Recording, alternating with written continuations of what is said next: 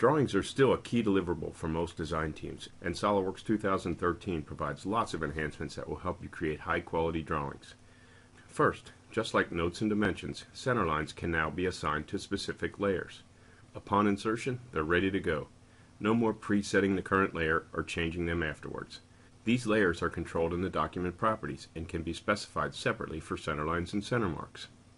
When you need to change the layer of an entity, it's now much easier with a dedicated toolbar button, which is also available in the right mouse menu.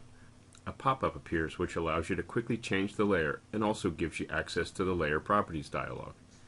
Notice that the precision on the tolerance of this dimension is quite high, which can drive up the cost to machine this pocket.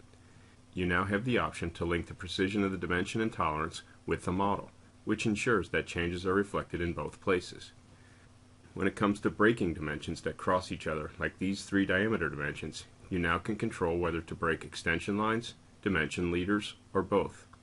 As you can see, the dimension leaders do not get broken, enabling you to meet your company's standards. It's often necessary to add a note below a GD&T control frame, and this can now be accomplished in the GD&T Properties dialog. This way, the dimension leader is broken properly and the note stays attached to the control frame. Speaking of notes, you can now directly zoom and pan using the scroll wheel while you're in the note editing mode.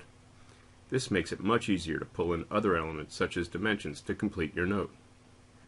Borders around notes have been enhanced to allow the user to add padding, and individual text elements have the same border padding control as well.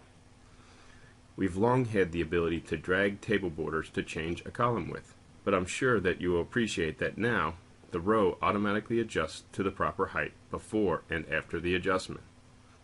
When importing model items, there's a new option to import only dimensions that have tolerances, which is important for users that use model-based definition but rely on drawings for only core specifications. When working with radius dimensions, smart leader arrows are automatically applied to the outside of the arc and stay outside when the text is repositioned.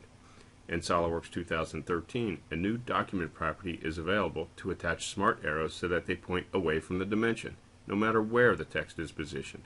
This new option will mean much less user interaction to get that perfect drawing for production. Finally, a new option for baseline dimensions allows you to easily add to the baseline stack. The added dimensions are automatically arranged in the stack, and if the default spacing does not suit your needs, the auto-arrange tools are now available in the dimension palette.